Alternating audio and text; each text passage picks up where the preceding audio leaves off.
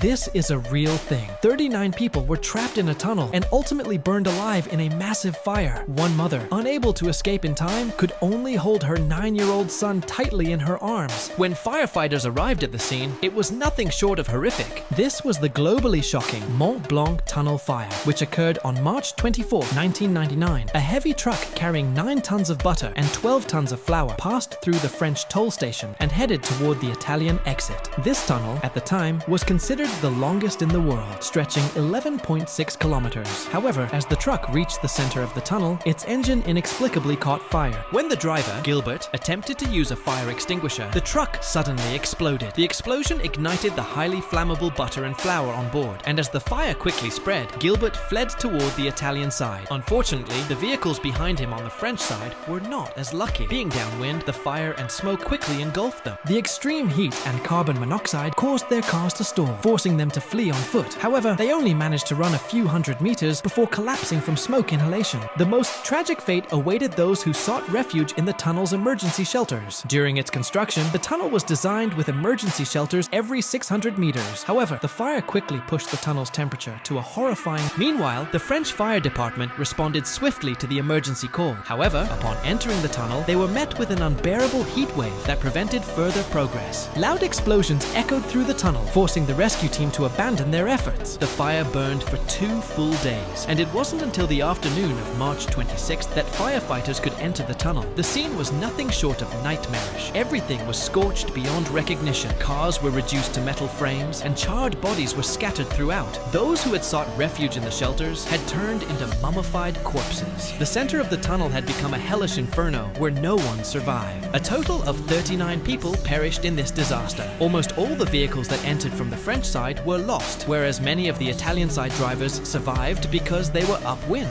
with the fire and smoke being blown towards the French direction. Following the incident, truck driver Gilbert was sentenced to 4 months of community service, while 12 tunnel company officials received prison sentences ranging from 2 months to 6 months. The tunnel company was ordered to compensate the victims' families with a total of 17 million. Countries around the world implemented new safety measures for tunnel construction, and no similar scale disaster has occurred since. However, I still hope that everyone watching this video will never have to experience anything like this.